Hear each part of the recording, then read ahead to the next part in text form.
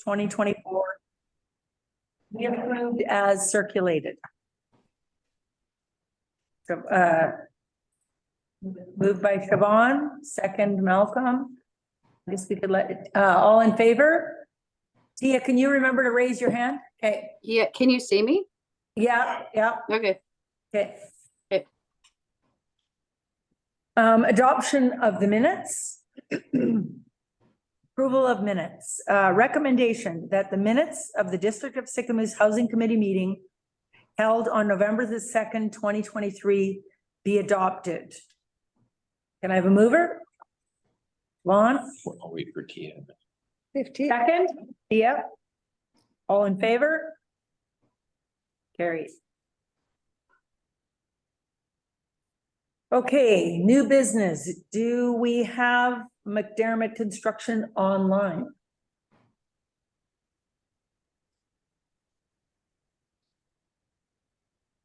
Hello, Ari. Hello, can you hear me? Can you hear me? Yes, Yes. I can. Okay, I don't know if you can see me yet.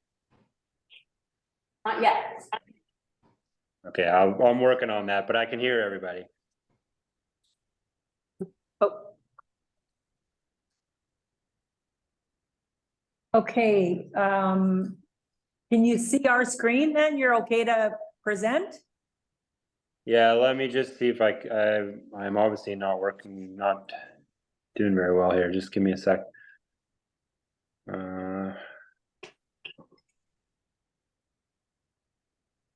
Just not give me video here. Am I right away? Okay. Is it an option to go to housing first? Let him work through his things. For the chair, if you guys are, if the committee's comfortable with that and Mike is. ready to- Oh, Mike is on? Okay. Is Mike ready to go?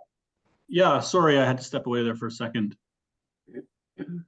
Well, let's just confirm then. So McDermott, Ross, are you okay to let housing go first then while you work that through that?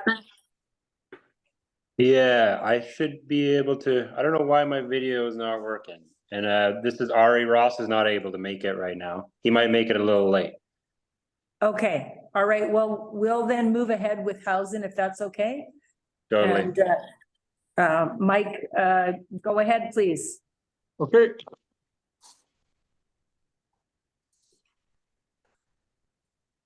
Yeah, okay. I'll start with just a couple of comments about the overall process for all of them. So what I've done is I've done 2 garden suites, 2 carriage houses, and 2 secondary suites. And they're all just schematic designs to sort of to illustrate different floor plans. And I've kept the sort of the exterior finishing on all of them to be sort of consistent with the traditional style, using sort of ready off the shelf materials. And but the idea with the floor plans is that they can all be adapted to. They're all fairly simple floor plans, so they can be adapted to accommodate different roof lines and different material finishing to get a different aesthetic look. But one common thing throughout all of them is an outdoor element, so a front porch or a back porch or something like that, which I think really adds to the versatility of the plan. So for example, if you want to have a building that is in the floodplain and needs to be a little bit higher, or if the site is slightly sloping or something like that, then you can use landscape elements to make the buildings accessible. So if you need to add a step or remove a step or add a ramp or something like that, that outdoor element that's incorporated into the plan will allow for that adaptation. So it makes all of the plans kind of a little bit more versatile. And also it helps with kind of blending the buildings into the specific sites. One of the challenges of doing a project like this is that we don't have an individual client or a specific site. So it's trying to incorporate some elements that would allow us to still have a unique building specific to each site. So it would with very little effort, so to speak, I guess, like without changing the structure of the building or the layout of the building. So that's the outdoor element. I think it becomes kind of a key element. So like a front porch, for example, can be a different shape or depth or size or whatever, can accommodate some planters to blend the buildings into the sites. Another thing with small buildings, I've tried throughout all of them to keep full-size appliances and you know, not really rely on having, you know, a really narrow space for a range or laundry or something like that. So I've tried to plan around keeping all these full-size appliances. So with a smaller building, sometimes that's a little bit more difficult, but I think it really lends the spaces to being comfortable and usable, so that you're not sort of sacrificing anything to live in a smaller footprint. So it requires a little bit of innovative layout, I think. Similarly with a storage space.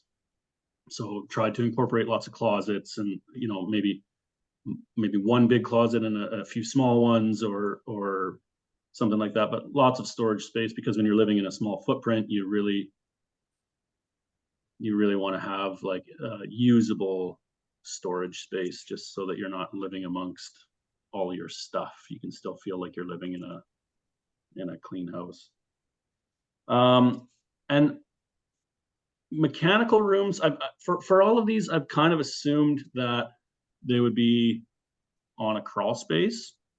With the exception of the secondary suites, they would have mechanical rooms that would be attached, or, you know, maybe they just sort of piggyback off of the existing building, or maybe the mechanical room or the servicing is in the existing building. So there's less of a need to plan for a mechanical room within the suite itself. But I think the addition of a crawl space under all of these dwellings would be very beneficial to allow for that mechanical space and additional storage, like if you have a kayak or something like that, something larger that you wouldn't bring into the house.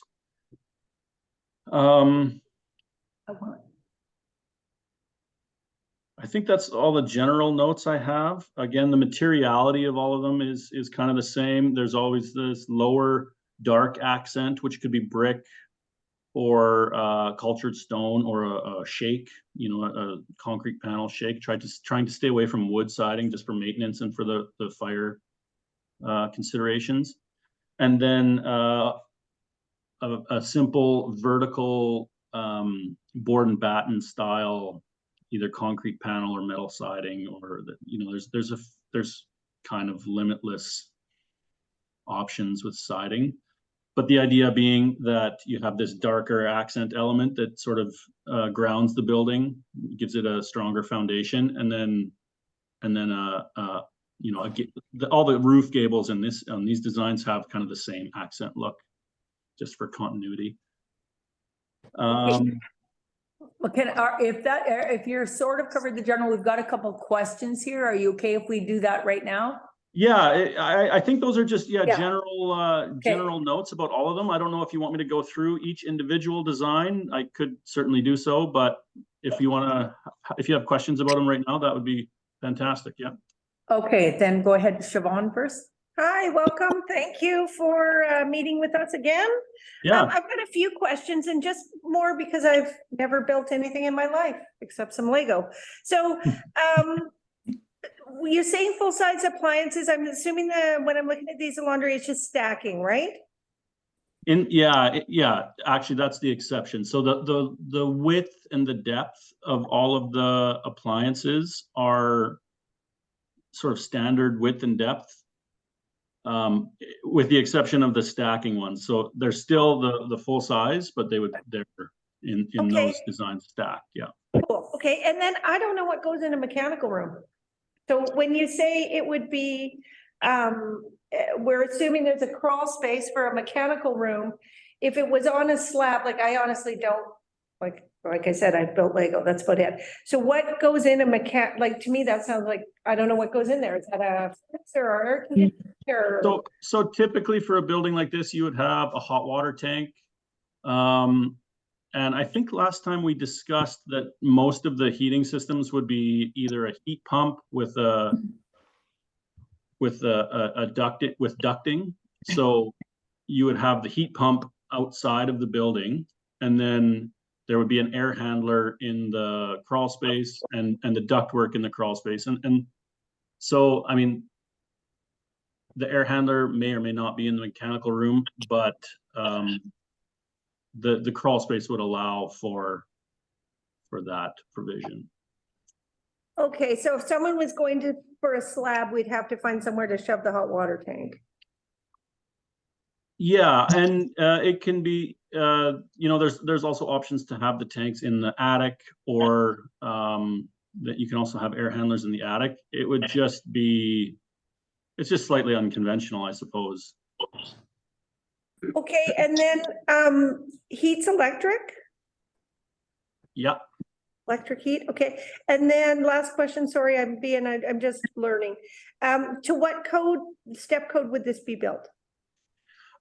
These, I mean, I guess we could adapt them to as high as we want just by adding insulation and choosing the right HVAC equipment, but these are designed around the current building code, which I believe is step code 3.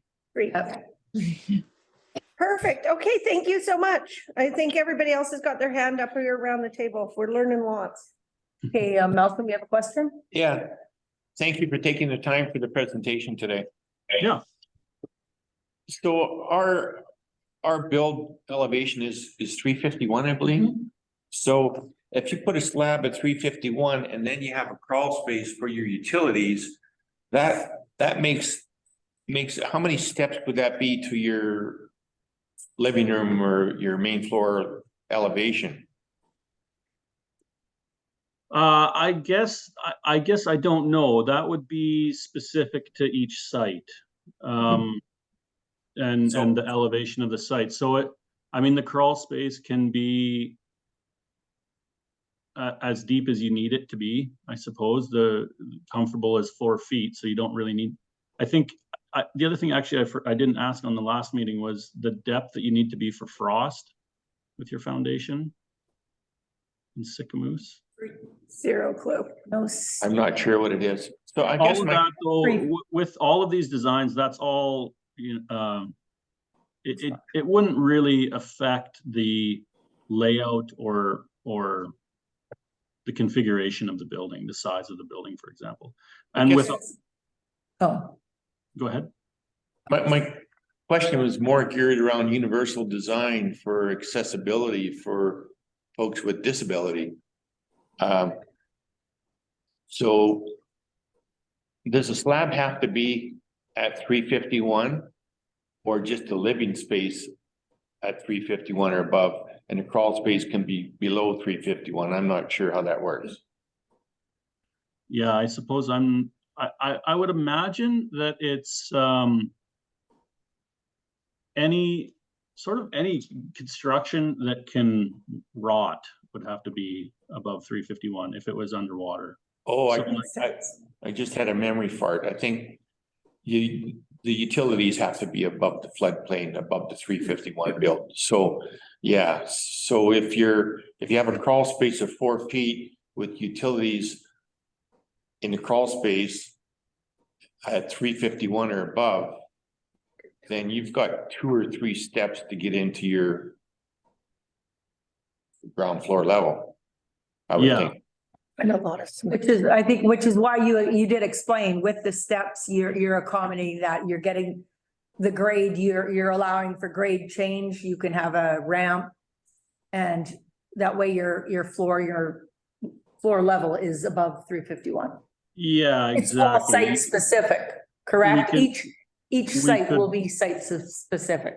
Yeah, exactly. And you can reconfigure, you know, without redesigning the entire building. You can reconfigure just that front porch area to allow for accessibility to be, and to, you know, be site specific. Because I imagine each site will have a slightly different need, and it might inform some decisions, whether you do a slab or, yeah, whether you do a slab on grade or a crawl space, or if you can't have the utilities in the crawl space, it might not make sense to do that. So it's possible to sort of, for a building of this size, you wouldn't need a huge, especially if it has an attic, you wouldn't need a huge area for a mechanical room. You just need a sort of space to put a hot water tank or something like that, and then you can put your air handlers or HRV units inside the attic. Right, and instant hot would be like a Renai instant. Water on demand would be workable, and I know I've seen them put in up above closets within an attic space, so you've got access to it. Tia, do you have any questions at this time? No, just, you know, you're talking about the crawl space. I mean, I have a crawl space in a split level. Would that be something similar to that? But that's 6 steps. Yeah, so you have a crawl space under the higher level of your split Yeah. level? Yeah. Yeah. So yeah, for a building like this, it's all on one level. You wouldn't need a crawl space that deep. It's more that if you're gonna be digging your foundation to be below the frost line anyways, rather than just filling it up with fill again, you might as well just use it as a crawl space. Yeah. And it can be heated or unheated, or yeah. I like the porch and your outside area as well that you were talking about.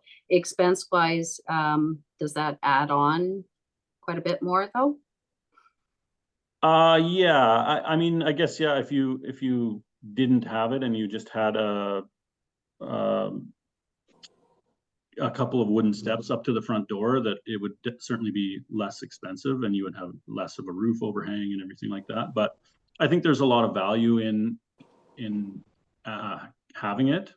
Again, for the accessibility, but also for just the diversity of space and blending it into the site. I think with a small building, it's nice to have kind of a transitional space between the inside and outside.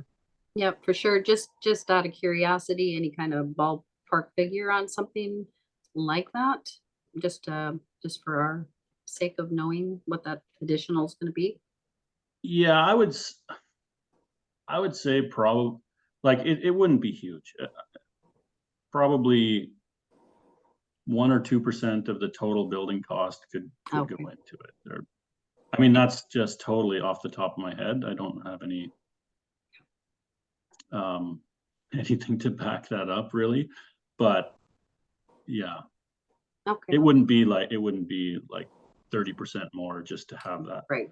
Okay. Unless you wanted to finish it with gold or something, then yeah, that's. No, I do like it though. Yeah, it does add to it. I have one question or comment. Looking at the plans, anytime there's a washer dryer on an exterior wall, you're gonna lose space when you get into construction. You're gonna have to add an additional 2x4 wall, right?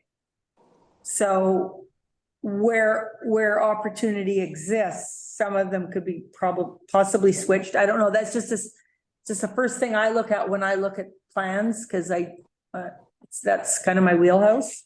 Yeah. So that's kind of a thing that I try to catch all the time, and it happens, but I think that extra, 4.5 inches with drywall these are small spaces. So if we can ensure the water lines are all on an interior wall. Yeah, definitely. That would I be think a small little, yeah. Yeah, I haven't honestly looked too closely at those kind of considerations with these plans, but I think that, like, there are, for example, toilets on exterior walls, and I've just tried to have kind of an adjacent wall somewhere that could have the vent pipe and stuff like that. It might take a little bit of reconfiguring or working through with a plumber to really get it to to be most efficient, but yeah, certainly. I think in a small space, you don't really, you want to maximize every inch, right? So if you're adding extra walls, that's definitely something to consider. I do like the closet space, like you've got good consideration for closets, storage. Cause everybody's got that stuff when they move in, there's gotta be a place for everything and everything in its place, so. But thank you. Did you want to share anything else with us? No, I think if that's, Okay. I guess let's see if I have any other notes here. No, I think we've covered pretty much everything that I wanted to mention. I guess the only other thing and we can talk about this later, is the public consultation aspect. If you wanted to have variation in the plans, you know, like sort of a modern version or a more a different style, basically different aesthetic style. I've kind of kept them all the same here, so there's not a lot of variation with that, but that could be one of the next steps. Well, Siobhan had one more. You have a question or comment? Yeah, I do. Thank you, through the chair. Just, if you were building this, obviously someone's buying the plans and then they're either trying to do it themselves or hiring someone, or maybe even hiring you guys. But so it's a hard question to guesstimate. How long would it take to put one of these things up? Yeah, that would really have to, so I just do design work. Okay. And I do a little bit of project management work on specific projects. I really have only experience in Victoria doing that, and which is probably my intuition towards it is probably that it's going to take longer and cost more than it would in Sicamous if you had a builder in Sicamous do it. But I think that construction wise, these are very, very simple to build. There's no, all the roofs that we've drawn are very simple truss roofs. I don't think that it would need to take more than 7 months or, you know, 6 to 8 months to build something like this if you have good weather. Okay, thank you. I would agree with you on that, because that's kind of what it is, and it's also dependent on the trades and the contractors and how busy they are, right? It's, Yeah, in Victoria, it could take a year or more to Yeah. do something like this, but I don't see a reason why you would have to why it would have to take a year. Okay, and I like that you've provided us like the secondary suite, so that could be tied on to any other building. Like any Yeah, other you know what? I'm home. glad you mentioned that. Actually, if you could go to those, I think the last 2 pages.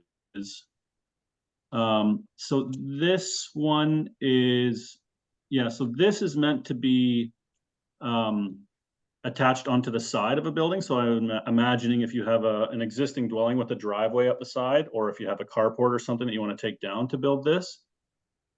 It connects to the existing dwelling. If you see just between grid line B and D there, that's really the only shared space between the existing dwelling. So it can move forwards or backwards as the site requires. So, and you know, for example, if the existing dwelling has a mechanical room that's more close to the front of the house, it might make sense to move this closer to the front or to the back, or to accommodate that connection a little easier. And then the other version is one that connects to the back, and so would be, I'm imagining you could build it.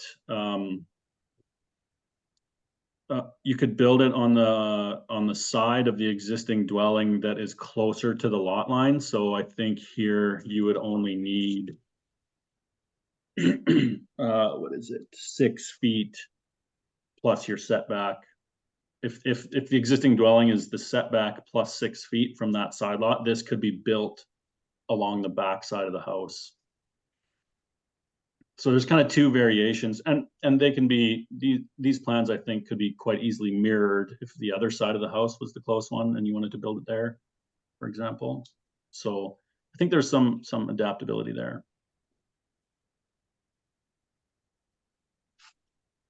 Okay, I like that. Tia, anything further? Oh, no, it looks good. Malcolm? Yeah, thank you. I think you mentioned this before, but what's the range per square foot for cost of construction? Yeah, you know, I really, in the last couple of years of working, I haven't been able to have anything built. I've only been working on like, you know, full-size houses and stuff like that. And costs are getting up around like $400 or $500 a square foot. But again, that's here on the island.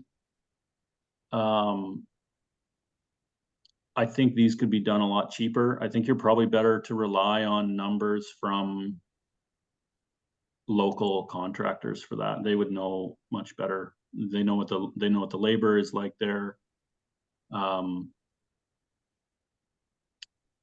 Yeah, and all of the, I mean, materials are probably not going to vary that much different. I know that's all gone up, but a big factor is labor, how readily available it is, and it's ridiculous here. We have to pay like $50 an hour for a carpenter here, so I don't really have an intuitive sense of it, but I do think that you should be able to build something like this for. I think it's possible to do for $300 a square foot, or maybe even a little bit better. Thank you. Thank you, Mike. Sarah, any kind of input from you? No. Through the chair, I suppose, Mike had asked about the desire to proceed with any public engagement on designs. I'm not sure where the committee's at recommending a selection today that could go forward to council. So yeah, that is a good point. And so public engagement, based on where we're at today and how close we are to getting these things rolled out, I feel that if we do our job and select a good variation for the community, we may not necessarily need to go to public engagement, because that will extend our process, so we won't be anywhere ready. And I don't know, so yeah, let's. Yeah, and I mean, I think through the chair, it's really important we go to public engagement again. And I know we've spent the money already, but we really need to, we've spent your money, here's what we've spent it on. And I personally think it's really important that we do go to a public engagement, and it doesn't have to be a long, I know when Sarah Martin did the one at the Red Barn, it didn't, you know, it wasn't a long window out, and we had a fairly good turnout and stuff like that. So I think we should go to public engagement, and we need to take that step personally, so. So more like an open house style, like come in and 100%. see the prints, right? Even in here, when we, I'm trying to, I've been to a gazillion in him here, but we just have poster board things up and some people standing around that know what's going on, and we put the invite out, and people then have that chance to come in and do a walkabout and ask questions and put their input in, right? Okay, Malcolm? Yeah, no, I think we do need one more step with public engagement, but as the process goes, I think here today, we should pass a resolution, forward that to council as a recommendation. Okay. And then council spearheads the public Yeah. consultation. So I think as a committee here today, we should pass a resolution of what we're recommending to council for library plans. Okay, Tia, would you like to weigh in, your thoughts? Yeah, I think the consultation with the public again is a good idea. Just that way, you know, we don't have people coming back saying we didn't hear about it. Well, this is the public meeting here today. Correct. True. Yeah, they're not here, but Sarah, you were gonna comment? Through the chair, another option for gaining input could be presenting the options through an online survey that can remain open, and then we can gather that data. It's just another option. I feel like it will, and if we pass that task on to council, then it takes it off of us. In other words, we make the recommendations and we move forward, then council does the open house, and that's not really it's for engagement and the community can, right? Okay, Mike, so I believe then that's all for now. Do we would have large copies of whatever it is you could provide us with that? Yeah, so this PDF is intended to be printed at 24 by 36. Okay, So all of these drawings will be to scale if it's printed on 24 by 36, and the scales are noted under the drawings there. But if you want, you know, a different organization of the presentation, or, you know, you don't necessarily need the title block information. This is just my standard sort of construction documents template. So if you want a different style of presentation, like if you want the boards to be portrait instead of landscape or something like that, I could put something like that together fairly quickly. okay, well, yes, Were you gonna say? I was just gonna say, staff will be in contact with you then for those details. But I feel Sure. as far as the presentation time is gone. Did you have one more question, or are you just making, Well- because I want to be able to let him go? Yeah, when we do our open house or public engagement, they're gonna wanna look at this, they're gonna wanna know a cost range, so. Would that be up to this committee or council to approach some local contractors to get a cost range? And the other question they would ask is, if I go to the front desk and ask for a copy of these plans, how much is that gonna cost? So I guess my question to Mike is, you've told us before, but sake of repetition, how much would these be selling for at our front desk? So I in my proposal, I put Hmm. $500 as kind of like a royalty for the plan per use. So that would be, I mean, I guess it's up to you how that gets incorporated into your building permit fees, if that's just included in your permit fee, or if and then I would bill the district or something like that. Okay. Or if I Thanks. bill the client, I guess those are all details that kind of need to be worked out. But I would include in that $500 fee, I'm kind of anticipating that there will be adaption, like, so that I would adopt the plan to a specific site plan and make it, do a little bit of a bylaw review to make sure that the building is placed on the site within the setbacks, and that all of these sort of considerations are done. So I would do a little bit of work to tailor each plan to the site for that fee. It just doesn't include design changes. So it means just taking this building and putting it onto a specific site plan, essentially. Great, thank you. Okay, thank you. All right, I think that's it. So yeah, staff will coordinate that with you from this point, and if we make a resolution today as to which 3 of your plans, either you stay on and listen, or they'll let you know. Okay. So thank you very much for your time. Yeah, fantastic. Thank you, guys. Appreciate it. Thank you very much. Thanks. Okay, moving along then, we will go to McDermott Construction, Ari.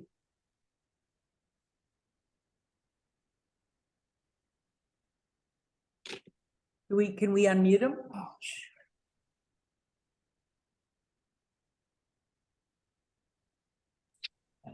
Oh,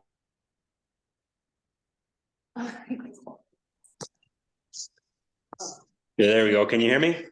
Yep, Okay, very welcome. good. Welcome. Okay, thank you. Thank you for having us here. Yeah, if you can, so kind of a similar thing as to Mike, but basically trying to keep them as simple a layout, but functional a layout as possible, and minimizing interior minimizing the amount of corners and things like that, while still trying to maintain like a architectural look to it. Basically what I've shown, I don't know if you can pull it up on the screen there. But I've got 4 suites. I didn't do any that are secondary, attached to the building, but I have one that's adaptable. I mean, I'm sure we could adapt them to be attached as well. This one, so if you want to go to this small adaptable suite, page 1, it's got some renderings on the second page. And basically I've shown a bunch of different roof lines. You got like a pitch roof, and then there's a mono slope roof, just one slope. And then a flat roof with a parapet wall, which is and an option with a carport. So you can add a carport to all of these plans that I've shown. And I think I do show a carport or a garage on one of them. Yeah, so it's just kind of adaptable to that, and I tried to keep it as small as I could. I mean, not obviously within the square footage, but try to keep the footprint so you can really like put it as close to, you know, anywhere on your site. It's just as easy, you know, plop it down. Not, I mean, you obviously want to have consideration for the bylaws, as Mike was mentioning, and all that, the setbacks and what have you. But basically, that's kind of it. And again, with the I've got washer, dryer, stacker. I have shown one fully accessible suite here. And it shows a ramp from the carport. Obviously that'll be like, again, site specific. So you might need a longer ramp to get up to the 351 floodplain level. But that accessible suite has you know, the bathroom's a little bit wider, so you can, you know, and then you can have grab bars attached to everything, and the washer dryer are not stacked on that one. And then you got more room in the hallways, the entry, and the bedroom. And the doors are a little bit bigger to accommodate wheelchair or what have you. So there's that one. And then, yeah, all these plans, like there's the L-shaped plan, you know, you can just knock off that one L part of it, and it'll be like a single bedroom. And things like that. You can rotate the L, so it's just one long strip if that's what he needs on the site. If you go to the cube, there's a 2-story cube. I'm jumping back and forth. Are you guys following all right here? Yeah. Yep. Yeah, okay. Yeah, you got the cube. The idea with this one was just so it has the smallest footprint out of all of them. So it's 18 by 18. You can kind of put it in the corner. This one you could also do a mono slope roof. I don't show it on the rendering. And you could add like a carport slash like at the deck above the carport on this one. I didn't show that either. But so there's that. And yeah, I mean, material palette, we got, you know, normally we're what we like to do is have all the wood portions in covered inset locations. So you have like these little features portions of wood, where like say the entry on this cube, you got the entryway is just covered is in wood there, and anything that's you know susceptible to you know, to the wind or to the rain and sun, you know, it's better to have that either, you know, in a covered location or a more protected location. So I was thinking, you know, for materials, you could do, you know, corrugated, you got wood, you can do stucco, you can do hardy siding, you could do, yeah, that's, there's the board and batten metal that we like to use sometimes, and it's like mimics the board and batten, but just a white one kind of, I'm a big fan of white and wood. That's kind of what, it's kind of our thing lately, been our thing lately, but yeah, obviously colors and materials are subjective. People can change their minds and all that. Does anybody have any questions so far? I can just ramble on. I'm kind of a rambler. I just have one, I have one comment, because I think I think that, the monoslope roof option should be shown. So if we're doing a presentation board Yeah. on that stacked cube, Yep, I think it'd be great to show it. That is just my one Sure. comment. Cause I feel yeah, I like, can, yeah, it just gives it a little bit more character and maybe fits in with, yeah, yeah, and I can definitely do all that. I Okay. know the cube is quite modern looking if you're just going Mhm. Yeah. with the flat roof, so yeah, totally, I can just have that. These wouldn't be the ones, I would want to give you another Yes. kind of you're gonna do like a public consultation, I would do a different kind of layout. These are just like some concepts for you guys. And another thing for the 1-bedroom suite, that small adaptable suite I was calling it, I do have the option of showing that garage and with an exterior stair accessing the suite. I didn't render that either, so that'd be something that I could show for the housing committee as well, or for the public consultation. Okay, Siobhan? Yeah, through the chair. Thank you too for coming out and doing all this work for us. We appreciate it. One of the questions you're gonna get, and probably comes from me too, is flat roof and Sycamore snow, yada, yada, yada, snow load. And I know things have changed a lot since the 70s. But Yeah. when you have an older house in Sycamore and you even have a bit of a pitch, you have to shovel your roof or they fall in. And everybody around here will be going, flat roof. It's a Vancouver house. So I'm assuming this is built, you guys are in this area, you know what our weather is like. Yeah. And this will hold up to, getting 3 feet of snow in 24 hours, because it happens occasionally.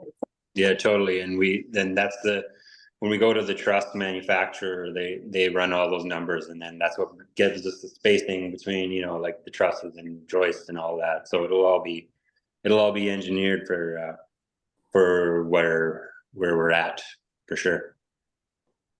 Hey, thank you. Yeah. Malcolm, any questions? No? I think the one thing I was gonna say, sorry, is I think Mike had it pretty good. I think 300 a square foot is doable. We could probably get it a little bit, depending on the interior finishes, we could probably get it a little bit lower, like at the 250 mark. But 250 and between 250 and 300, depending on the finishes. But yeah. Okay, Malcolm? Yeah, what are your drawings selling for at the front desk? Oh, I don't remember what we agreed upon. Let me just. I think it was $50. $50. Yeah, $50.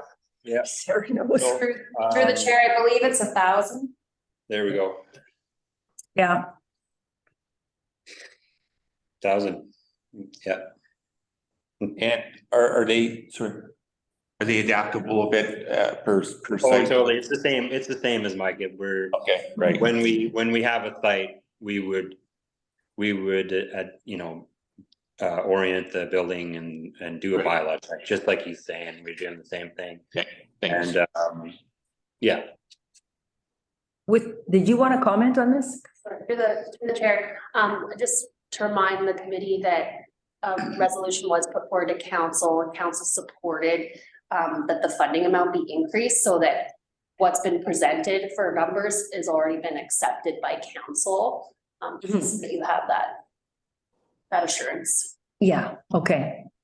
And yes, Siobhan? Through the chair. And you guys are builders, so if all the stars align and you've got tradespeople and all the woods here, and I buy one of these and I say, hey, how long is this gonna take to put into my backyard? And Sycamoose is we're really fast with permits, actually. Yeah. How long would it take for me to get one of these? Guesstimate. I get it, it's a guesstimate. Yeah, I guesstimate would be, I want to say without the head honcho here, Ross McDermott, I want to say 5 to 6 months, 5 to 7 months, just to keep it on odd numbers, 5 to 7 months. But it also depends on, what are we dealing with to get, like, underground utilities and all that kind of stuff, but I think a safe bet is yeah, in and around those numbers, 5 to 8 months. Okay, perfect, thank you. Yeah, no problem. One other comment, so on yours, I noticed that closets are typical, are they, to be pre-purchased? You've got built-in wardrobes? Or are you Yeah. thinking you don't supply wardrobes and somebody buys like IKEA or puts in more like a European style? That's the idea, but we could also build in a closet in that, Okay. in those same locations. I'm in the, myself, I do like the wardrobe look, just like the, European style, like you're saying. Yeah, But as I said, like we can put in just a closet with a slider or bifolds or, that type of thing. okay. Tia, any questions for this? Nope, I was curious too about the 2-story cube in the snow. So that got answered. Mhm. Okay. Malcolm, one more? Yeah, if we were to pick 3 out of your 4 submissions, what's the basic difference between your drawing number 3 and your drawing number 4? Because your number 4 is basically if you knock off that L, like you say, if you get rid of the L, then you're almost back to drawing number 3, aren't you? Am I looking at it wrong? Well, it's a little bit different orientation with the kitchen and I mean, it is a bit more similar for sure, but this one, yeah, you got the kitchen is in a different spot, and then you got the like the L shape has a smaller kitchen. It's just a bit different. I mean, obviously, you come in the middle, and you got your bedroom on the right side. You got your living room on the left. So, I mean, yeah, it's similar, but all these plans are I'm trying to change the footprint a little bit, and with that one, this actually has a loft as well. The L shape, you could incorporate a loft, Right, okay, and all right, but yeah, I mean, there's a little bit of a similarities to those like 2 layouts, but I think the look is a bit different in the exteriors, and there's the patio is on the bedroom on that one. Patio is on the there's a patio on the living room on the L shape. all right, okay. So okay, then that which leads into my question then, the L-shaped suite, if you expanded the bathroom ever so little, we push that out, that could actually become an accessible suite as well as the L-shaped. It would have the option of the 2 bedrooms. Yeah, totally. Yeah, if we Yeah. push that out a bit, we could do that. Yep. Yeah. I think these 2 would be the accessible options. We could make the small adaptable suite to work as accessible as well. Just obviously not the cube. Cube wouldn't work for that. Right. Yeah. And the yeah, okay, all right, that's a lot of space. That's a lot of room for 552 square feet on that L-shaped one. Yeah, And it feels like. Sorry. I was gonna say, and it could have a loft. Yeah, that one you could have a loft on there. It's just with that one pitch roof option. So we raised up the wall, and the loft you got enough headroom in there to accommodate I think it was 7'6" at the peak, so it's a little short on the side, but yeah. I have a question. through the Yep. chair. Yes, Just on the ones that have carports, can they be converted to a garage then? Yes. Okay. I And believe that, sorry, I believe the bylaw doesn't include, as long as it's unheated, I believe your guys' bylaw wouldn't include that in as part of the area. Or part of square footage. Yeah, You'd Right. also, you'd Yeah. also need to have the concrete, basically your what do you call it, on the one side of your carport? You'd need to have that all concreted in, wouldn't you? Footings? Footings, yeah, for the whole, or to have a garage. yeah, and I would have footings for those columns anyways, so it wouldn't But be it- much. Yeah. Yeah, and it's yeah, and there'd obviously be a slab there too, slab Yeah. on, yeah.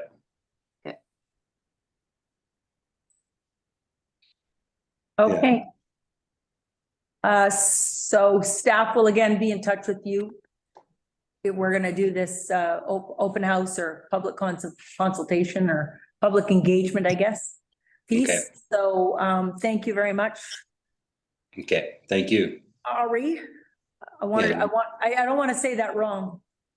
But Well, thank it's you very actually much. not- It's been a yeah. very interesting process and, appreciate your time today.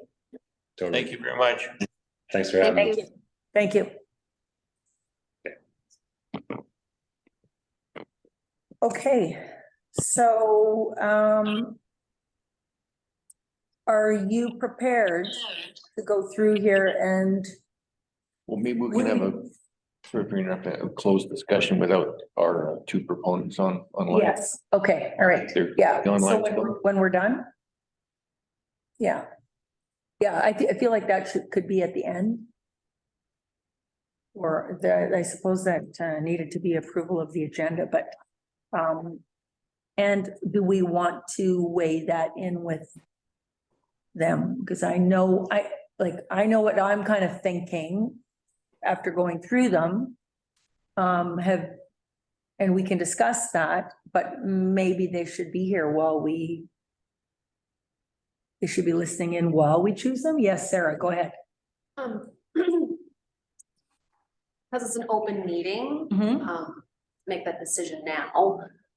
There's no closed portion of this meeting Right. for that decision, so it's whatever what you're comfortable with. I have one recommendation, just around the public engagement, Mhm. that I don't know if you want to consider, and that could go to council. And it's just that the District of Sycamoose Housing Committee recommends District of Sycamoose Council proceed with public engagement to gather input on preferred secondary dwelling designs as presented by Housing Projects, Inc. and Dermot Construction to the committee, as presented to the committee on January 11th, 2024. Just because I know that you mentioned you want some public engagement to proceed. Yeah, I like that. I think that's, what do you guys think? It keeps it open-ended to,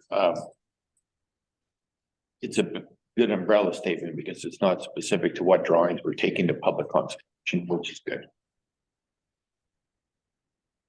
Okay, do we have I'll make that a motion. you'll make that motion? Okay, Second it.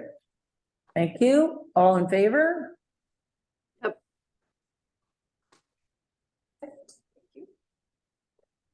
Now, what drawings are we taking to public consultation? Well, do you want to, Or recommending to council to take the public on?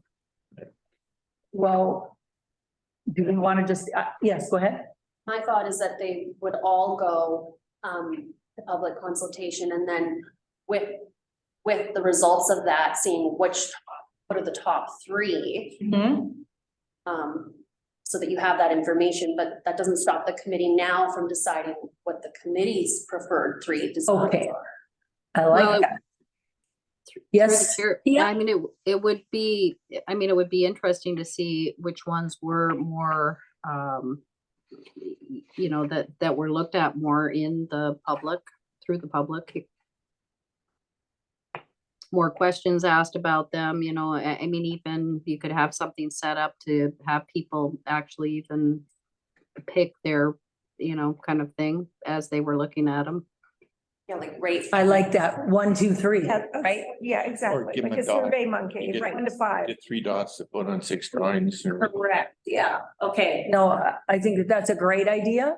I like the idea though of us giving our recommendation of what we see, because Or what are, um, yeah, what our thoughts are, because as a committee, we should be recommending what we feel it is, but what the community speaks to may change that.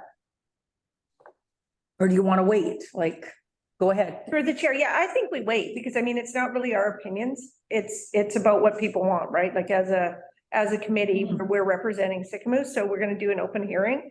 I think we get that feedback, and if we're here and like you say, okay, someone will look at it and go, okay, there's no closets, and you say, no, we're gonna do European closets, and this is how it. So we speak to why we think it's good, or if they say flat roofs, absolutely not, then, we can come back and say, okay, but it's built to this standard, with him saying that, like, I look at a flat roof and I'm like, oh, right, because I'm old. Yeah. And then, but then he assures me that that's not an issue in our town, and, building codes or whoever has decided that there's a way to build that and still make it affordable. So I would really like to see what the public has to say, and then we back them on that. Malcolm? Yeah. Tia says she agrees. Okay. I agree also. We have made some decisions to narrow it down to what's in front of us already. And so, I think from this point forward, public consultation and input, that's the whole reason for public consultation, to get some input. So let's let public shortlist it. Okay, so I let's, think we have a budget to do 6 drawings. So we can almost do them all, really. Yeah, we're at 3, because there's 5 and 4, right? There's 3 and 6 and 4. Nobody can add. None of it is. well, I don't there's- know, I don't know what school you went to. But no, that makes sense. Okay, well, I'm gonna move the meeting along right now. We're gonna go on to C, new business, the Residential Tenancy Act, and we will finalize next steps and upcoming meetings at the end. Okay, I just, one quick question. Okay. If we do have an open house public consultation, are both our proponents prepared to attend? Like, we need them there, right? what, yes, They're online still. okay, you guys are both online? yeah, I'm still here. Would you be available to attend something like that or have representation or? Yeah, I didn't include that in my proposal. I only included virtual meetings. Okay, But let me look at it again, because I included time for 3 meetings to develop the sort of the parameters of the project. So I allowed actually for quite a bit of time up front, and we just really took 1 meeting. So Okay. it might still work into the proposed fee that I set out, like it wouldn't be an additional cost. I just have to sort of figure out, it would be more a scheduling thing for me, because it would take, a day. so would the format of the meeting make a difference? I guess if it's public engagement and people are coming through the room, It would First- be yeah, open house with storyboard. right, with storyboards, okay. I would think. Yeah, I mean, if that's the format and you would like me to be there, I certainly can be, yeah. Okay, all right, Ari, can you hear us? Yeah, I can hear you. Can you hear me? Yep, Yeah, we'd be able to make it, be Ross and I. okay, Yeah. That's important. yes, Yeah, through the chair. I think honestly, I think we kind of maybe need to do both, that we have an open house, but maybe we also have like a survey monkey that's up for 2 weeks or a month, like we did with the hump track, because lots of people are working and there's different things, and maybe there's like a question, a spot where they can ask questions, and we can send that in, and a little bit more time for staff to then have to shoot that back out to these folks. But I think to get a full capture of what the community, asking people to come like a Friday on 4 or a Tuesday at 2, it's really hard. So I think if we're going to say we're doing public consultation, like I know, being at these things, it's hard to get people to come out. I think it's important that we do it and the storyboards are there, but also that people have, we do everything online. We bank online, we book our nail appointments online. So also having that option, depending on staff time, we have to be very cognizant of staff time and how that fits in. So I think, personally, I think we go back to council and we say, here's what we would like, and we all have to decide if we want both or one or the other. But, it's a big commitment. So that's what I would like to see. You in agreement? Yeah. Well, I'm in agreement, but that's the final decision on council, how they want to do the. Correct. But I support Councillor Richmond saying that it should be twofold, an open house and some sort of online survey. Well, I would agree. Online survey part could have a Q&A that the staff could feed back to our proponents for questions and have those ready for the open house. The online survey first and then the open house second, with some Q&A questions answered from the online survey. That's a great idea. Okay, so, and our resolution captures that, right? They will, but it's open-ended to them to decide. Council can, Whatever Right. council decide, Okay. direct staff to do. okay, all right. Okay, that sounds good then. What's Tia's Tia? opinion? No, I agree with that. Yep. Okay. Okay, so for now then, they'll all go. Do we need a resolution for that? It's a single resolution that we send the, No. no, okay, Encompass that in the motion Okay. previously made by Councillor McCabe. And staff will reach out to both McDermott and Housen about the design agreements that need to be executed. So we'll reach out to you shortly to go over that. okay. All right, so let's move on. So C, British Columbia Residential Tenancy Act for discussion. The District of Sycamoose Council is seeking input from the Housing Committee regarding the Residential Tenancy Act. And information is been provided. Has everyone had a chance to take a look at this? Okay, so Not too much. no, well, I do know that the Alberta Residential Tenancy Act is touted as one of the best in the country. Oh, I've looked at it. You looked at that, yeah. So let's just open that for discussion and Hand up there. I who do. does? Yeah, Tia. Okay. Open that up. So from the perspective of Well, the the landlord. biggest, so yes, I mean, I dealt with this lots. So, from the difference that the biggest difference that I can see between the Alberta one and the BC one is actually just the deposit amount mainly. BC only allows for 50% of the rental amount to be your damage deposit or your security deposit. And Alberta actually is 1 month, which makes a big difference when you're talking about any kind of damages or anything like that.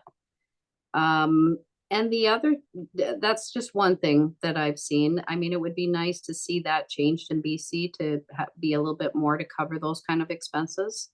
The biggest thing that people neglect to kind of pay is their utilities. And when you're talking about in the winter time, it might just cover exactly the, like your deposit is probably going to cover in a winter time your last month's utility bill. If there's any kind of damages or anything like that, then you're pretty much SOL on that one.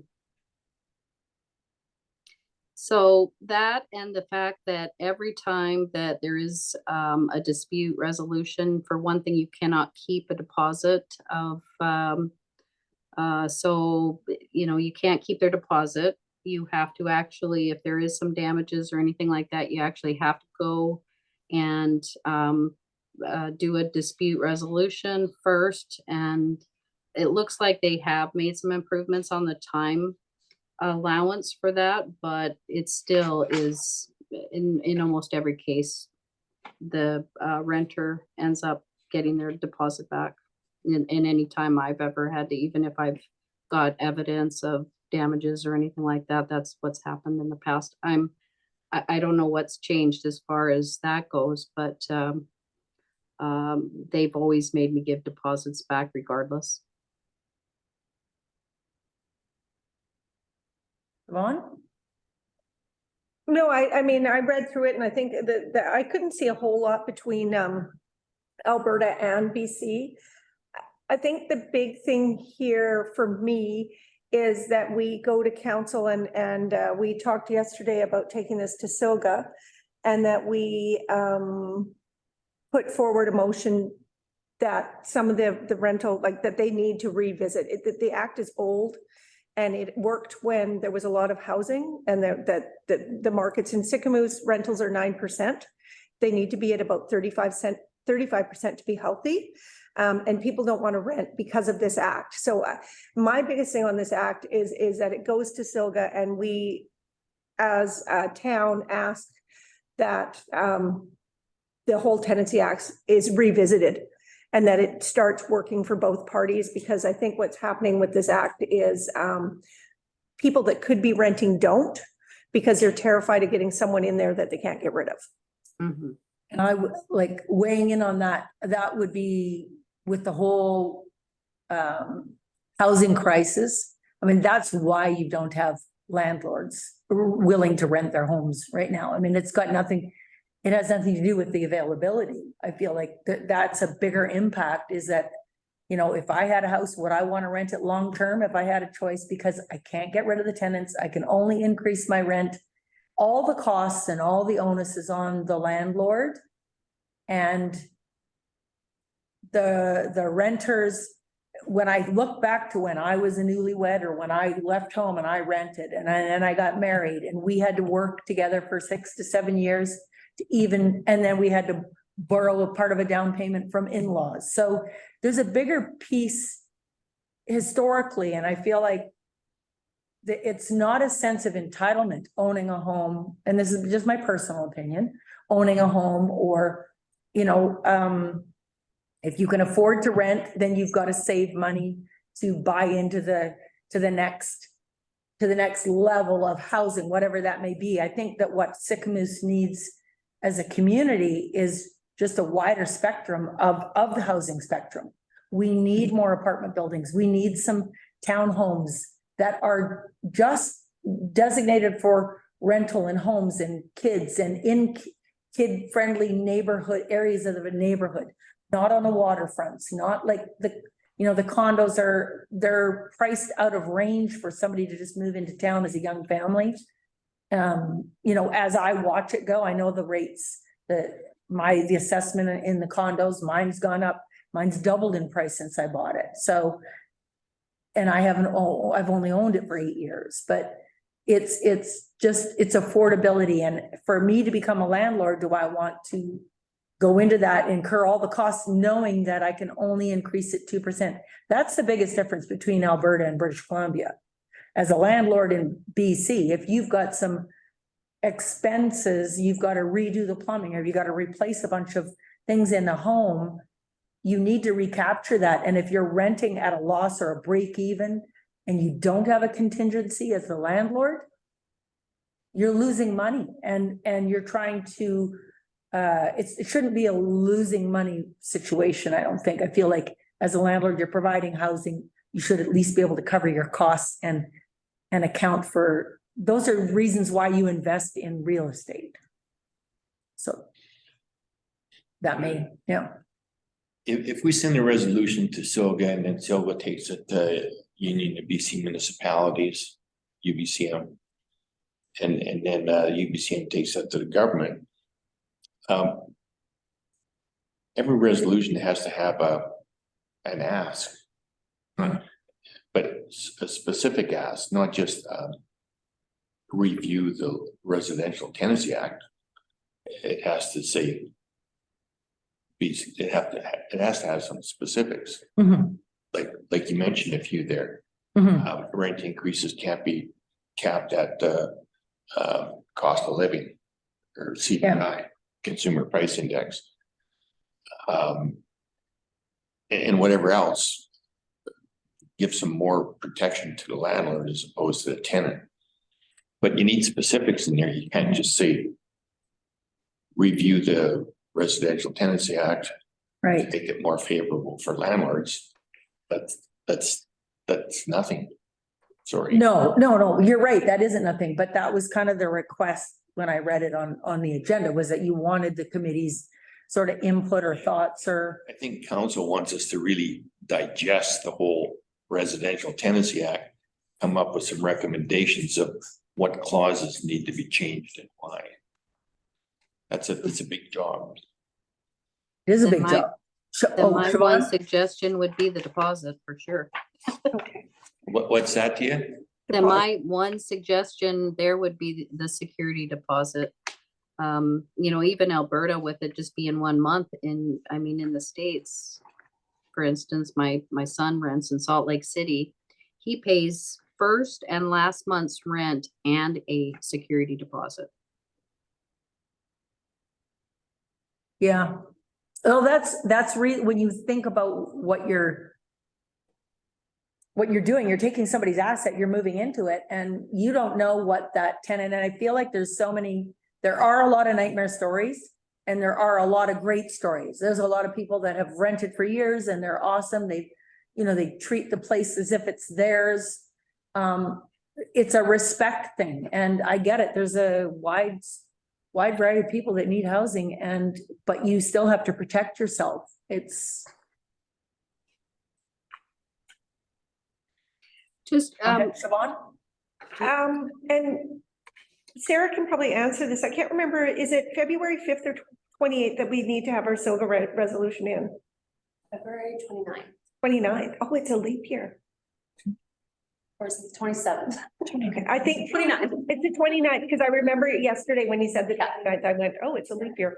Yeah, and I think when we think about this too, that we're trying to change the Tenancy Act, or we're asking for that, but we also have to remember that people do need housing, and this is so much bigger than somebody who's bought a house that they're renting out. This is federal government, and they haven't built for rent permanent housing since the 80s. And that is one of the reasons why why we're in this. But there are people that rent, and I hate to use you, Mel, as an example, but Mel's daughter, who is a fabulous tenant and is in a position where she can't buy and has had to leave the community, and this is her home. And she rented off my stepdad. So I know she looked after the home very, very well.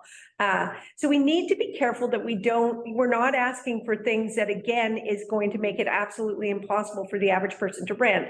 And I understand where you come from, where you say, oh, we had to borrow money in 2 people.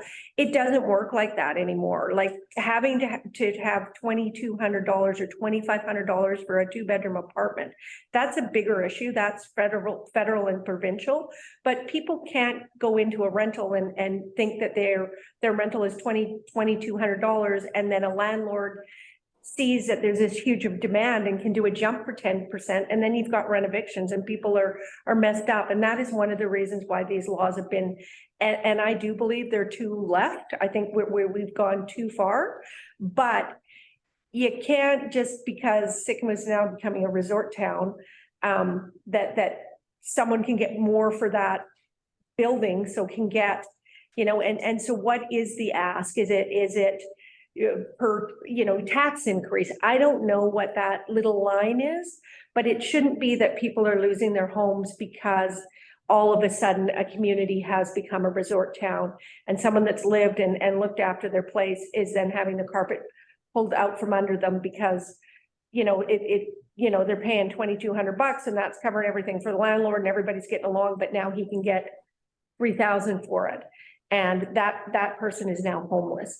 And it isn't up to the private individual to supply homes, but our government has put that onto the private individual to do. And I think we need to be very careful we don't go so far right that people are losing, because housing is the biggest commodity in Canada right now. And there are a lot of people that will renovate to just make more money. And we do need to also protect the tenant. And I know that maybe not be popular. And I'm not talking about people that wreck stuff or don't pay the rent and you can't get them out and all that kind of thing. But when we come up with, so if we do, I think we also have to think of the long-term renters that are never going to be able to save up for a deposit, and that are good renters and are part of our community and our employees in our town. My 2 cents. No, yeah, I agree. Now, my daughter did go through that. Couldn't rent, and no disrespect to our uncle. I'm 100% with you on this one. He gave my daughter first shot at it, but she just couldn't swing it. And at a great family price, but still couldn't swing it. So now renting a small machine. My oldest daughter is looking at a divorce, and the ex wants equity out of the house. And so the only way she can get equity out is to sell it. And so when she sells it, she's going to be hard pressed to find a place to rent, because she can't sell it and keep the house as a single person working for $21 an hour next door. So I've ran across that dynamic quite a bit, divorces. So people need to get the equity out of the home, and then the person that's in the home doesn't have a home anymore and can't afford rent. I looked on Facebook today. There's a 1-bedroom, 1-bathroom apartment in Sycamore with $1,700 a month. 1 bedroom, 1 bath. And who makes that? Because you still got to eat and have a car bill and a cell phone. Yeah. So that's a federal government issue, right? That's Well, way yeah. beyond us. And I mean, that I guess is the reality. If I had to rent out my condo today and cover my costs with condo fees and my mortgage and everything it costs me, I mean, yeah, it's a 2-bedroom, but I'd be renting it for $1,800-$1,900 because I'm not going to rent it out and lose money. I can't be the subsidy, right? So I think there's a lot of owners like that, and that's just due to the cost of having the home. So I think I mean,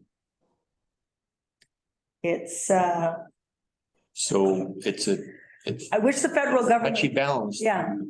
To try and ramp the. Well, if they're investing, Act. if they're investing all this money, so start building those scenarios that people can actually afford to move into and tap the rates, let the government take the hit. I mean, we're paying as taxpayers anyways. Yes, Siobhan? Through the chair. So maybe our SILGA recommendation, I would be in support of what Tia's saying, Mhm. that deposit is the cost of a month's rent. Mhm. I'm not in the position to do a whole lot, and I don't agree with the Tenancy Act. I had a tenant that took me over a year to get out that I paid my mortgage on and couldn't afford. At one point, down on the coast, got caught up and went through all this rigmarole. So I absolutely see both sides, and I have been a renter and I've been terrified of losing housing. So I would be happy to support that, or we just choose that we don't want to do a housing recommendation, and maybe it's a little bit above our pay grade to rip this apart and make specific recommendations. But I think we need, if we're going to make a recommendation, I think we need to look at both sides and be very, very careful in what we're recommending. Well, I wonder if, you have some, okay. I'm just wondering, you know how the municipality has done the short-term rental thing, and it's municipalities that are under 10,000, there's small communities. And I know that the Landlord Tenancy Act is based on the Lower Mainland, Vancouver, like that's where everything sort of is built based on what's going on there. They kind of dictate what gets thrown against the province, and they've actually stated that. So, you know, is that a something where they could implement a, you know, we're small, we're rural, we're not a real we're not an actual resort destination. We don't have that designation. And, but as a small community, we struggle. There's a lot more struggles here in different things that hit our neighbors, hit our friends, it's just a small tight community. And could there be a modified that applies to, but it doesn't apply to you if you're under municipal? I don't know if that works. I don't understand what you're saying, sorry. Oh, well, so you know that, okay, short-term rentals. Yes. So municipalities that are under the cap, under 10,000, you don't have to implement all of the restrictions that they're saying. No, but we can vote and apply for it. Also, but you also don't have to. No. So what I'm saying is with the Landlord Tenancy Act in British Columbia, can there be a part of that states if you're a municipality under the 10,000 population, you don't need to abide by the same standards, Landlord Tenancy Act. That's what I'm saying. Can the same thing be done? Some sort of trigger. But One, what did you say the? the problem occupancy is, rate was? I don't think we're 9%. So Okay, it maybe could that be a could be the trigger. percentage. And there Yeah. actually is Maybe that could be a trigger. part of the under 10,000 is, there is a thing in this, and I can't think of it right now because I read way too much about housing. But there is a stipulation, not in the under 10,000, but there, you can apply if you have, so a town over 10,000, if they have a higher rental availability, they can apply to get out of that. So there isn't one to get into it. Okay. But they can actually apply at a percentage. So say Kelowna's got 50% rentals. Then they could then go to the provincial government, apply and say, hey, can we make it so we're not part of this short-term rental issue. So they can do it that way. It isn't reversed, but I think it would be more on not population, on rental availability. Right. Well, that's what I'm just saying. Pick a trigger. line item, whatever that is, that makes it so that it can trigger it, right? But I think the problem is there's just no rentals in Canada. Like it's not, it's Calgary, It's everywhere. the cusp, Yeah, it's not. right? Like, so and it's gonna take 10 years to get out of this. Like it honest to God, it just, Revelstoke is worse than us, I think. yeah. Well, but Revelstoke is building. So Revel CPR has done theirs. Every building that goes up in Revelstoke now, they're building up, like Revelstoke's doing a really good job, actually. And CP put in their own. Yeah, their own thing, their own staff housing. Absolutely. Now, is that something that we should, that there should be a thing for, an employer an employer that employs somebody? Is that something that, can you encourage that as a municipality? Can they get some kind of Yeah. feedback from the provincial government? DQ's doing it. DQ's building staff housing on top. And so is A&W, they have some Yeah. rooms at Questview or apartments at Yeah. Questview for their staff. Twin does. It could be captured through a building permit. Well- If you want a building permit to build a Hmm. commercial business, And is there some kind of incentive that can be where's given? housing for that business? Is there some kind of, Building permit. is there some kind of provincial or federal tax break for companies that build employee housing? I mean, could apply to TA, could apply to the houseboat companies, could apply to Sicamous houseboats. I'm just, That could be a SILGA resolution. For me, with this, with the Tenancy Act, I mean, to me, I'm like, that's a lawyer thing. It's It's just too big of an animal for us to. for us to recommend it, I don't feel like, I think it's above my pay grade, because I think I can have my feelings about it and you can have your feelings about it. But it's such a huge, people do need to not even make money, but like you say, break even.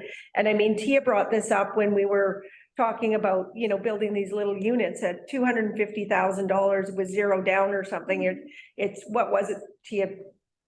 $12.50 or something a month that rent would have had to be. And Yeah. that's 0 improvements over 25 years. Like, who would ever do that? Like Yeah, you're building, exactly.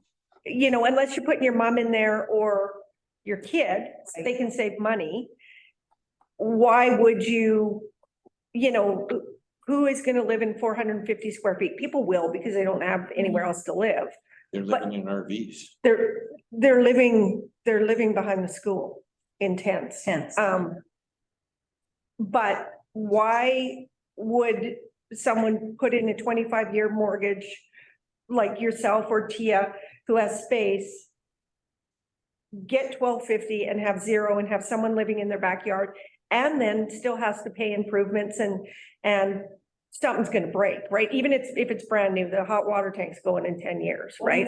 Yeah, I think that the idea is you invest in land and a home, whether you put a home on it or whatever, but you invest in real estate so that down the road, it's a long-term investment. So that in 20 years or 30 years, when you sell it, Yes, you've increased, that's where the profitability is. You don't necessarily want to incur a loss all along the way. You kind of 100%. want to be. Yeah, but Brenda, the majority of the people that live here are my age or Malcolm's age, and you know, that are in that age group where we're not going to do that because we'll be long gone before, you know, we see anything come out of it. What, are you moving? No, no. No, I'm just No. kidding. You're putting But her if in you the build senior some center, affordable 36 housing- units. I'm on a wait list. Yeah, he's on the wait list. Yes, Yeah, Siobhan? if you build some affordable housing, I may consider it, yeah. Actually, Sarah had a comment a while ago that I kind of forgot about. I apologize. So Chair, I just wanted to mention, when I was doing a quick look at the resolutions database for UBCM, there's been about 15 resolutions presented by local governments since 2003. There was one sponsored by Maple Ridge in 2014.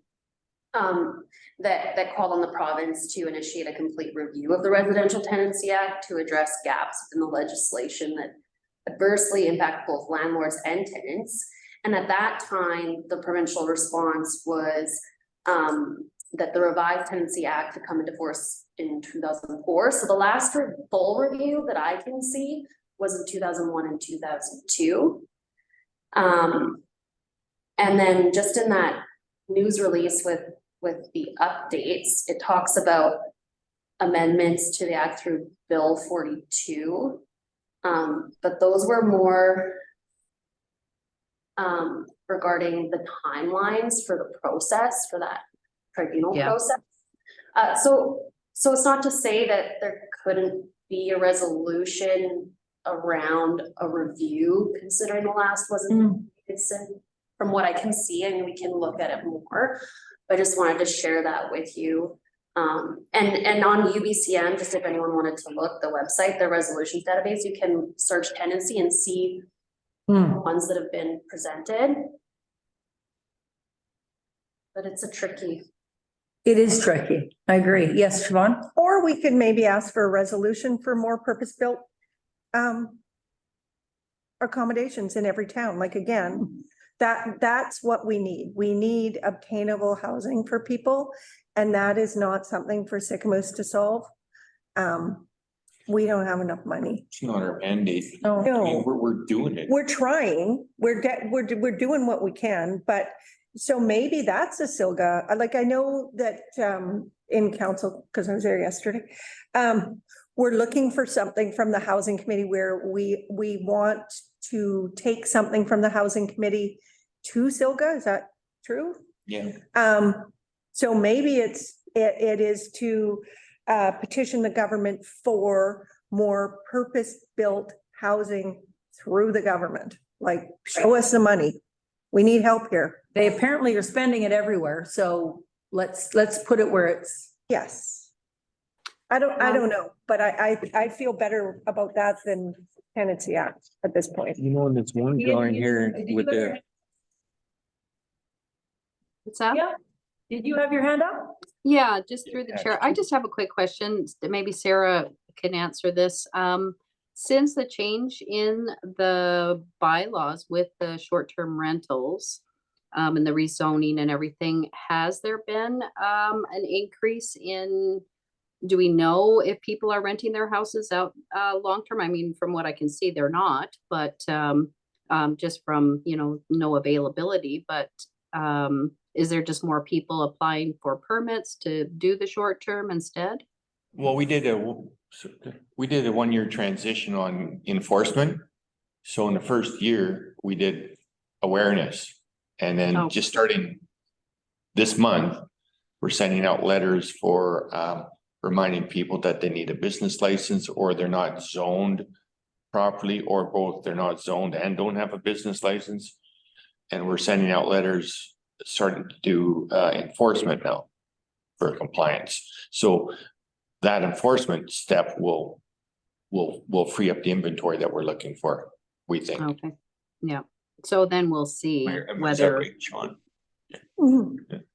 Yes. Yeah, through the chair too, and this, Sarah will be able to answer this because the business licenses have gone way up in the short-term rental. I looked at, it was part of yesterday, sorry, Sarah, I think it was like 63 new business licenses that were short-term rental, don't quote me on that.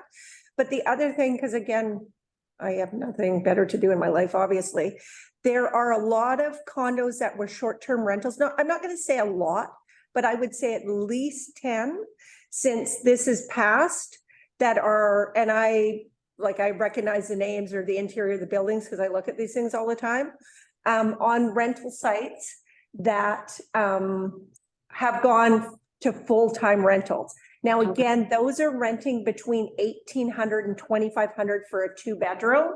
But there are people that I specifically know, I can think of 10 easily, that have now put their units up as long-term rentals out of the short-term rental pool. And for whatever reason that they don't fit into, obviously they either don't fit into a category, they're having strata issues, or Well, if they're from the they- legacy, it's more, or Yeah. probably they've given up on Yeah. the I'll have to fighting say it. that out loud. Yeah.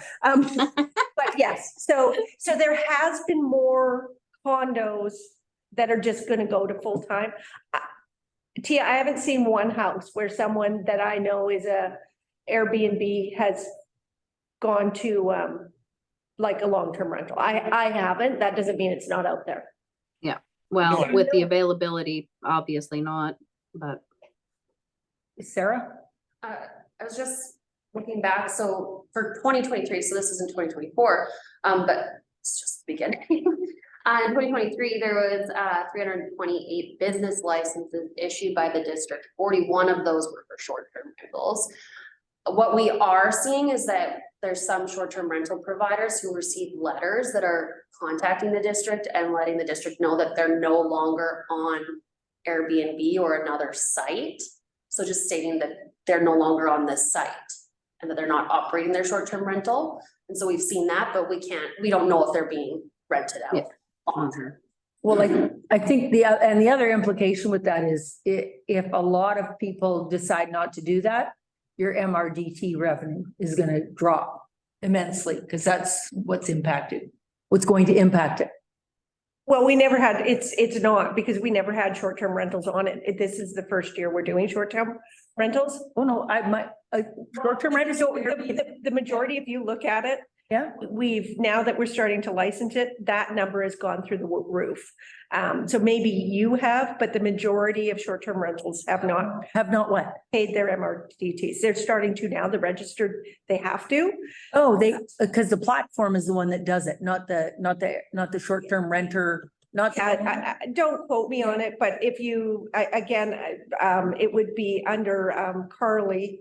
Poor Sarah, I keep putting her on the spot, but that has gone, when you look at the numbers that Carly gives us, it has increased tenfold since we've started cracking down on this. But so it's not like it's a massive, like it's going up like this, but it's not. But you haven't got a lot of money over it. Having the short term, that being said, having the short term rentals will continually increase into that. And people need somewhere to stay, like and they eat in restaurants and they buy gasoline and, you know, they buy stuff at the sled shop because their sled broke. Short-term rentals are great for our town. They are. So So we we need to, again, absolutely balance it. need a balance.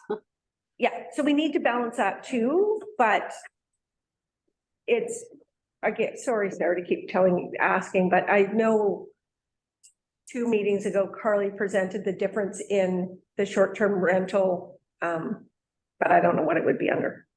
There has been an increase. I don't know what that. Yeah, it was a big one, Yeah, but it's because we're kicking in on enforcement and compliance. yeah, because we're pushing for it, but the majority haven't. Yes, Malcolm. I have an idea for resolution from the committee to go to council to forward to some of them. So the provincial government is being quite proactive in dealing with, they admit there's a housing crisis. And so they're pushing the federal government and they're doing it themselves. They're looking at surplus lands, whether it's penitentiaries, schools that have shut down, or whatever. They're looking for highway right of way, any provincial or federal land that's available for housing. What they're not doing is allowing non-for-profits, because the typical formula for affordable or attainable or purpose-built housing is you need local government, you need a non-for-profit society, and you need land. Mhm. Typically, local government kicks in the land because non-for-profit can't get the land. And, oh, sorry, you need BC Housing to subsidize it. You need local government to provide the land, and you need a not-for-profit to run it. 3 key things. That's the same in any municipality in BC. So the provincial government is looking at any land that they have and forcing the federal government to do the same thing. But if they would change the legislation to allow a non-for-profit to put a proposal together for purpose-built housing that includes land, that would be a game changer. For instance, if Eagle Valley Senior Citizens Housing Society, or I actually started a housing, Yeah. Sycamoose Housing Society. It's been around for 3 years now, actually. If we were to put a proposal in to buy the property on Temple, we want to pay, say it's around $1 million for 2 acres. You can put at least 54 units of housing on there, at least. If a non-for-profit could put a proposal to the provincial government to say, here's our society will buy this land, we'll build this and we'll run it. If the government would allow non-for-profits to have land in their proposals, they don't. Why not? What would it, you know? Yeah.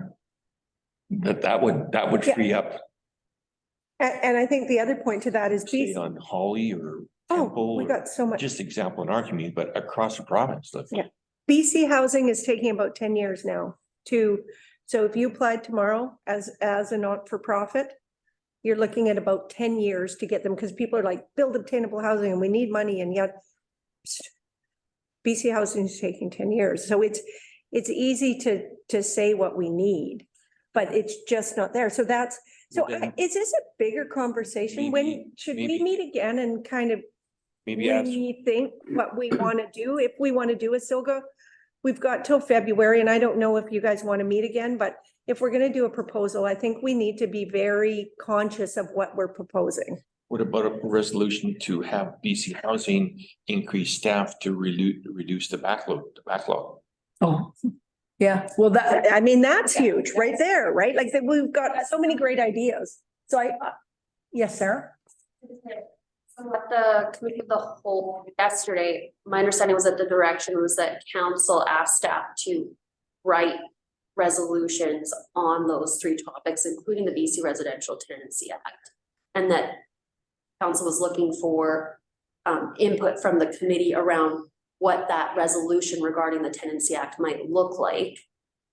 Or is the committee shifting now from the Residential Tenancy Act and wanting to recommend to council that they? Well, if I may, the They change gears and go into, intent of council to direct their ask, request the committee to come up with a resolution was to improve the housing.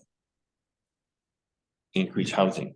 So whether that's through revamping Residential Tenancy Act to encourage landlords to become landlords, or whether it's reducing the backlog in BC housing, or whether it's getting the government to allow non-for-profits to include land in housing proposals, what does it matter? The end result is increased inventory in housing. And they all work part and parcel together. Yeah, I think all three are tied. I think with Sycamoose, one of the things is 40% of owners in Sycamoose, it's a secondary home. So that's including condos.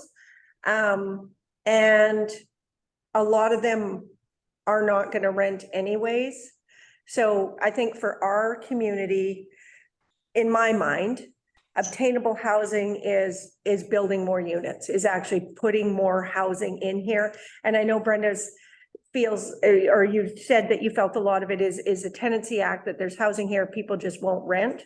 But I think a lot of our secondary, our 40% of secondary are people that are hoping to eventually retire into Sycamoose, or they're keeping this as a holiday purpose. So they don't want long-term rentals in there. They don't want to deal with getting the tenancies in and out. But I also think it's people that come for 3 weeks and four weeks or whatever, 8 weeks in the summer and 3 weeks in the winter and stuff. And so they're not specifically, if they can do, come into my condo and rent through the winter, and then you get out and I do my short-term rental, or I come, or my mom comes, or whatever. But I don't specifically think that, and I could be completely wrong on this, a lot of the people that are in short-term rental are in the business of having long-term rentals. I think what we need in Sycamoose to increase our rental pool from 9% to even 11% is buildings. And we need the provincial and federal government to back money for that, because there is nobody jumping in and saying, hey, we want to build obtainable housing. There's no money. For the builders, there's no money, right? Like they're Exactly right. And I agree with you. It is a blend of stuff. Yeah. It is a blend of things, but there are so many people that, one, they're not going to rent out long-term because they want to come here. Yes. They come sometimes in the winter to sled, they come in the summer to boat. They've worked their butt off to have it. Exactly. And which is the entrepreneurial's dream, But you Right. need land to build. right? So you're right. You're absolutely right. The province and the federal government need to step in and start building, providing the money and building those purpose-built rentals. And that's at least a starting point for somebody to move to Sycamoose, or a place for them to live in Sycamoose, and then build on that. Maybe in 15 years, the market drops, they're allowed to buy, but there's got to be different grades of housing, and there's got to be affordable. Mhm. And that's not something that I think the private individual Land. needs to be, you still need land, right? Maybe we can, ALR, maybe Silver can hammer down on the ALR and let more land out. Yeah. To municipalities that have none. Sarah? For the chair, I think, based on the discussion, that it might be good for Councillor McCabe and Councillor Rich to share what was discussed here at the next committee of the whole meeting during your councillor reports, and just, expressing to the direction that you think that the committee thinks would be wise, instead of the BC focusing solely on the Residential Tenancy Act. I don't know if that's an option. And then in between that time, you guys maybe have some time to share information. What do we think? Because I'm going to take notes. It's 2 weeks. It'll fall in my head too. Yeah. What do you think we should be doing? Listen, to Well, I can dissect it. I know it Okay. pretty well. I could make some recommendations, go through it and dissect it, and I mean, the Tenancy Act does need to, I don't know how long it will take. I mean, their biggest changes were just hiring more people to be more responsive to dispute resolutions, basically, is all they've improved on. Was just Yeah. being, Get rid of the backlog or improve the timelines and dispute resolutions, yeah, that's all. Which That's doesn't do much for the owner. no. well, it doesn't, and But- you Yeah, So I mean, I could definitely bring some points out that are, issues that I've had experience with, but, I don't know, I kind of feel like we're missing something here with, these secondary buildings that we're spending, all this time putting our time and effort into. That shouldn't we be looking at more on how we can encourage people to do that, which would, account for the long term, because that's what it's all about, is making it affordable for the tenant, and those price points or those rental points on it. But how are we going to make it more affordable for the owner to actually do it? right. Good point. Okay, Siobhan? And through the chair, there was that grant, right? Yeah. That they can get that, Yes. that, oh gosh, what's the 40,000. word I'm looking for? It's only for a suite. They can get 50% of the loan forgiven. Is that grant you're talking about? Yeah, but up to a certain amount. $80,000. 80,000. I thought it was a bit more. 40,000. No, they can get up to 40,000 forgiven as a loan that's forgiven 100%. Right. Or that's for a suite in a home. Is that suite only, or is that so is that considered a suite, the two back ones that are built on? The two back ones would be considered a suite, yeah. Yeah, secondary suite. So if it's built on In it, the basement or part of the house or Yeah. an It'd be an attached. addition to the house, that's the. Out there. Part of the original Okay. principal dwelling. because there. But that's that only is 80 coming- grand. And you can only get 40% of that, or 50% of that forgiven, which is $40,000. Yeah, but that's not bad It money. helps. But is, No one's gonna build on your secondary suite for free either, right? You're investing in your property. So we have that coming up. And I mean, the other thing which I've been meaning to put on the end is we've got 193,000. Sarah, sorry, I should have written down numbers. 63. 163,000 coming up in a grant from the BC government for housing, but we don't know exactly what it's for. It's very prescriptive, I think. We don't know. Yeah, it sounds like it's gonna be pretty prescriptive. They'll tell us what we can get. Buy some land. Retroactively reimbursed for. Municipality have land. You've got there's one piece for sale on Polish. Where we have some land, We there's a have lot one of, on, yeah, Capel there we've got Holly. and Oak. Yeah, But back to Tia's question, yeah, weren't we gonna recommend waiving DCC charges and hookup permits, which would be about $4,500 if you can tap into your existing sewer and water instead of tapping into a new line on the main line, you just tap into for a second dwelling on your property and stuff like that. Weren't we going to recommend waiving development cost charges and development permits and utility hookup fees? That's in our finances right now. So That's- we're discussing that in our finances meetings. If you're building attainable, that's some things that we've recommended. Okay, Sarah, Mhm. yeah. so Sarah knows that. council is working on that We're part. trying. Yeah, through the chair, through the development cost charges bylaw review. Hmm. That's being considered, and then we're also looking at the development cost charges reduction bylaw that would give council the discretion to provide reductions for not-for-profit housing, not-for-profit rental housing and for-profit. yeah, okay. So that's being looked at, and that'll come forward to council. And tax deferrals also, the The property tax. revitalization tax exemption program as well, and that will come forward to council. So we're working on all those tools at a council level to encourage, and that would all apply to building a house in your backyard kind of thing.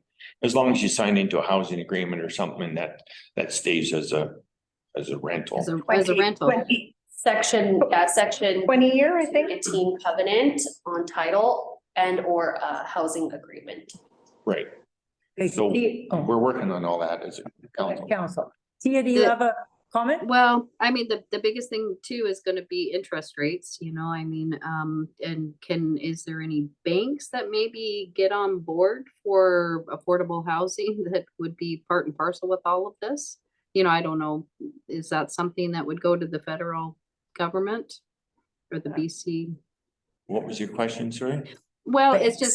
it's just, trying to find a way to make it appealing to people to do this, right now. I mean, even buying a house right now, nobody's doing that because of the interest rates. So, is there something or some way of getting banks on board? Because that's really going to be the only way that people are going to is to have some sort of I interest think, rate that would be affordable. Right. Sarah, didn't council also ask to staff to talk to Eldon at the manager of the credit union to see if he can come up with some packaging around housing also? I thought, wasn't that part of that? Through the chair, I'm not familiar with that, but I can look into it to see. It was Sarah Martin? Mhm. Okay. I think I remember that. I remember hearing Yeah, that. that's Same- right. We did It talk might have been about at our that. meeting. Was that a committee direction to staff? I think it was, yeah. Can look back. Okay. Meetings and see. So I think at a local level, we're trying to do something along that line, yeah. Okay. Siobhan? Yeah, through the chair, I believe that conversation was Hyde, Eldon has with Hyde where he's putting in, and he's actually putting in like little cabins and like tiny homes and RVs and stuff. And so the credit union where the big banks wouldn't touch it Mhm. is actually coming up, or he's come up with a specific way for them to finance. Like they're not secondary suites. So we discussed it. I can't remember if we directed staff to look into it. I thought we did. But it was because the big banks won't touch it, but he'd actually done it like, been to some of those meetings and Saskia with Elton there has Eldon, come up with their own little way to, be able to finance these because one of the issues with them is they're not up to building code, but what we're putting in is up to building code. Just because it's, Yeah, the prefabs are different, like the structure sticks and stuff or. Oh, that's the Z. they can't mess around with the interest rates with the bank or even the credit union, but they can amortize it over 30 years instead of 25, or they can reduce the down payment required to get into it and stuff like that. Yeah, Mhm. so just to get back to this, if Mel and I are going to council with a recommendation, what are we thinking? What's our if we're taking something to Silka, are we doing the tenancy? Are we doing the, hey, we need the provincial government to give us some more money? What are we asking from council?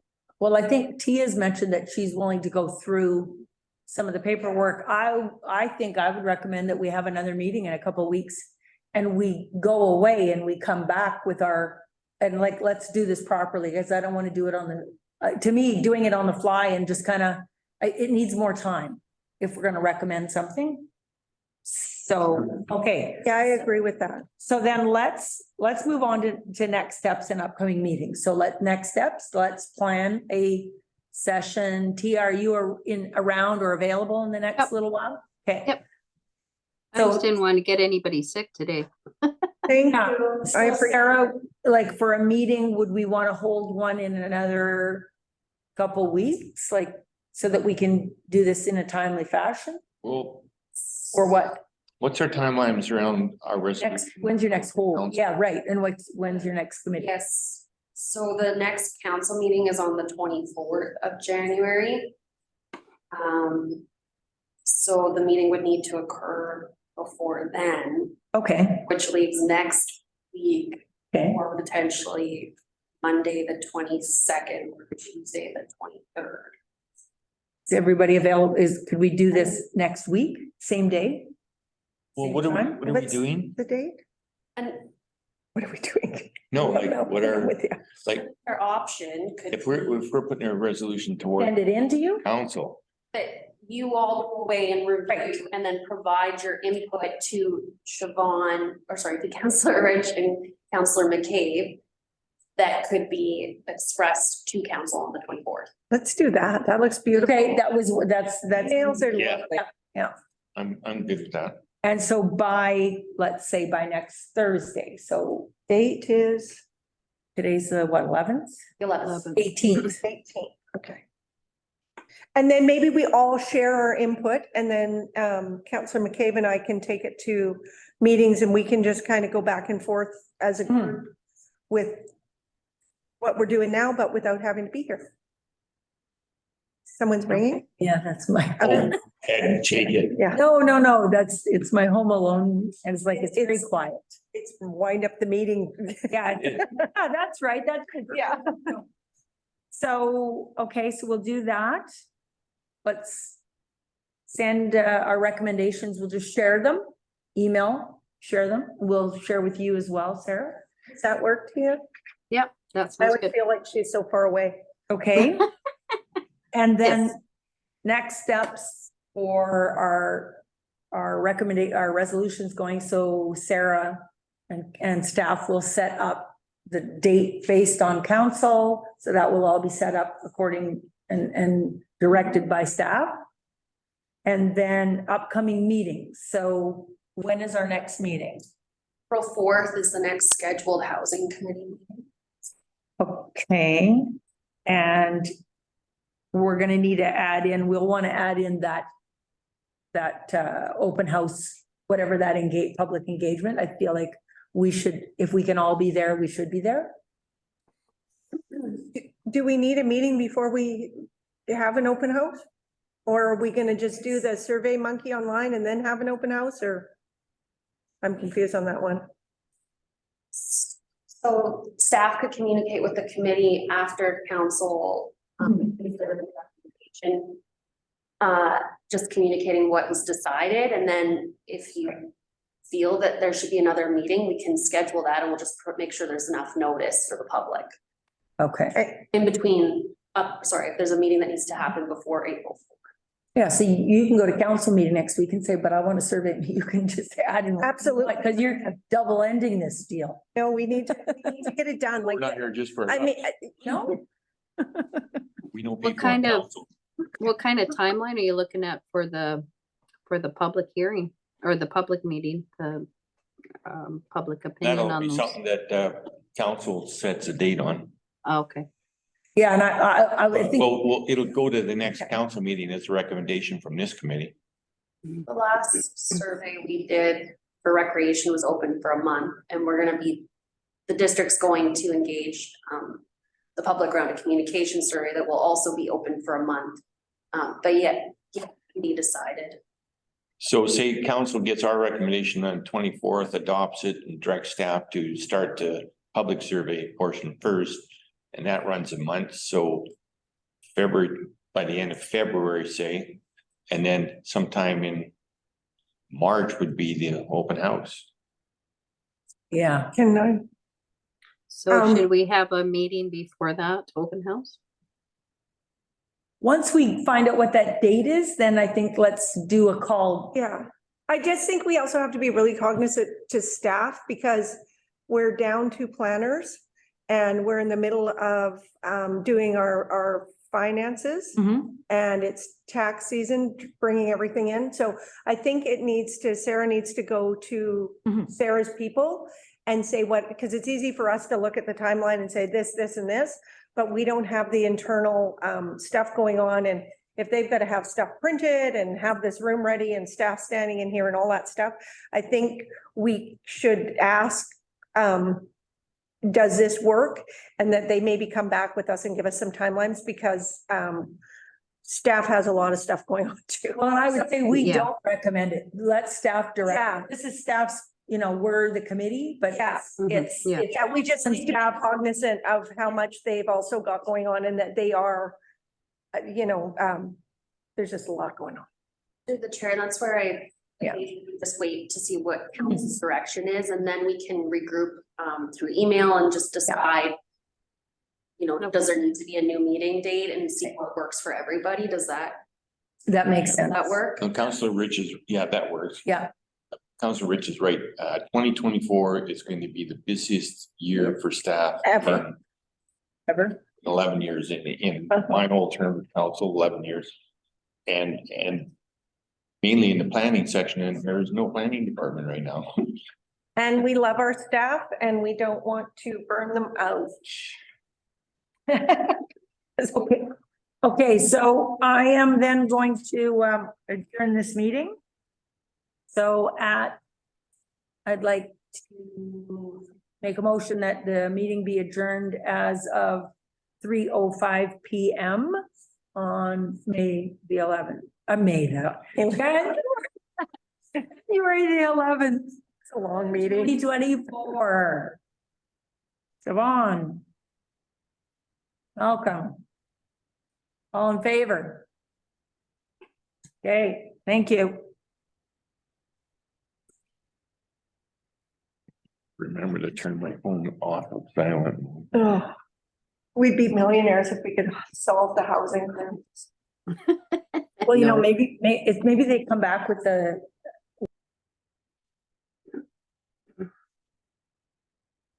Okay, bye, guys.